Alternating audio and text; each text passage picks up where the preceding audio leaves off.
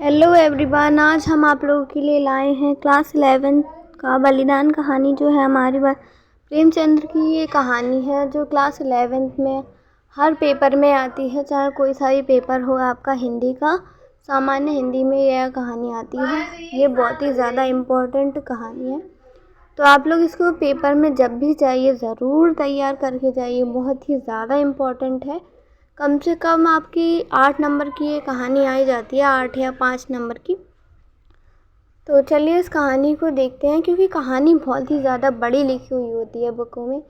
हमें वो पूरी कहानी नहीं लिखनी होती है, हमें बस उसकी थोड़ी सी समीक्षा लिखनी होती है। तो इस कहानी की समीक्षा हम लोग देखते हैं।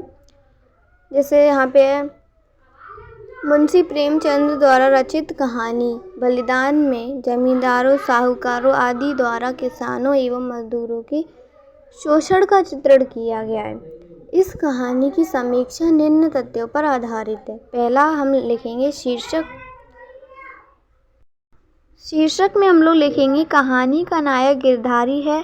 वह खेतों से अपने बहुत ही ज़्यादा प्रेम करता है। जब खेत साहूकार एवं जमींदार मिलकर छीन लेते हैं, तब खेत में कुएं में तब वो गिरधारी जो है वो खेत के कुएं में कूदकर गिरधारी खेतों पर स्वयं को बलि कर देता है। अपने आप को मतलब स्वयं को न्यौछावर कर देता है खेतों के ऊपर, क्योंकि वो बहुत ही ज़्यादा प्रेम करता है अपने खेतों से। अंततः इस कहानी का शीर्षक बलिदान कहानी कला की दृष्टि से अत्यंत प्रयुक्त है। तो इसके बाद हम लिखेंगे कथानक या फिर कथा वस्तु। इसमें हम थोड़ी सी कहानी की समीक्षा, मतलब पूरी की पूरी कहानी छोटे से शब्दों में लिखना होता है। तो हम इसमें लिखेंगे कि प्रेमचंद्र ने ग्रामीण किसानों के शोषण का यथार्थ चित्रण किया है। अरखू एक किसान है जो कभी शक्कर का व्यापारी हुआ करता था। वह कई महीनों से बीमार होता है। अंततः होली के दिन मृत्यु प्राप्त हो जाती है। उसके पुत्र का नाम गिरधारी है। अरखू के श्राद्ध में वह हद से ज़्यादा खर्चा कर देता है। धन ना होने के कारण जमींदार कालिका दीन से ज़्यादा नजराने लेकर ज़मीन दे देता है। ज़मीन पर कालिका दीन का कब्जा हो जाता है। फिर आगे लिखा है,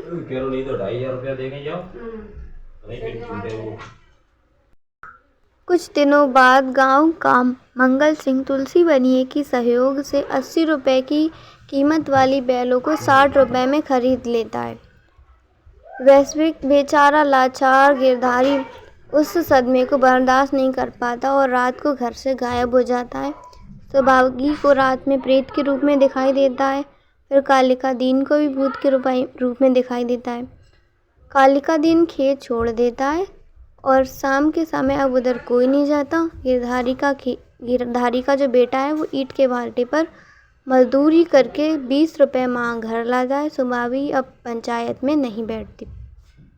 उसका परिवार अब एक मजदूर है। गिरधारी के परिवार को अब जमींदार बनिए के शोषण से मुक्ति मिल गई है। इसके बाद पात्र एवं चरित्र चित्रण लिखेंगे। तो इसमें हम लिखेंगे बलिदान कहानी में ग्रामीण जीवन का यथार्थ चित्रण है।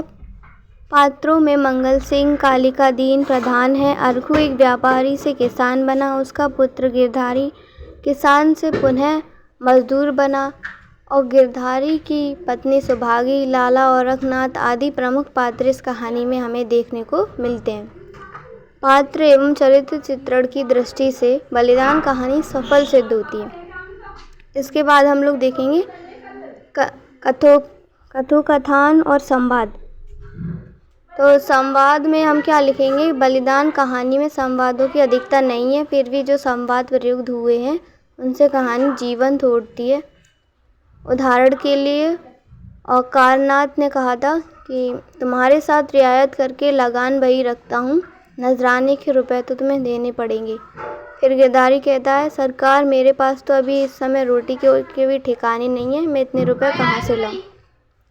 स्पष्ट है कि कहानी बलिदान में संवादों किसी भी प्रकार का बनावट नहीं है। उसके बाद हम यहाँ पे भाषा शैली लिख देंगे कि बलिदान कहानी की भाषा सरल, सुबोध और पाठकों के प्रति हृदयगाम है। उर्दू फारसी शब्दों का बहुतूल्य है। और वर्णनात्मक शैली की प्रधानता है, कहीं कहीं पर चित्रात्मक शैली का भी प्रयोग हुआ है।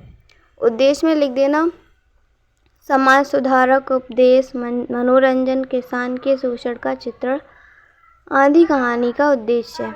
इस प्रकार कहानी कला की दृष्टि से बलिदान एक सफल कहानी है। तो इस प्रकार से आप पूरी कहानी लिख सकते हैं। अपने एग्ज़ाम में आपको पूरे के पूरे आपको नंबर मिल जाएंगे। इस कहानी को ऐसे ही लिखा जाता है। आप जब सीधे सीधे लिख देते हैं तो वो एग्ज़ामिनर को अच्छे से समझ में नहीं आता है। आपको ऐसा लिखना होता है, तभी नंबर एग्ज़ामिनर देता है। ठीक है, तो आज के लिए इतना ही।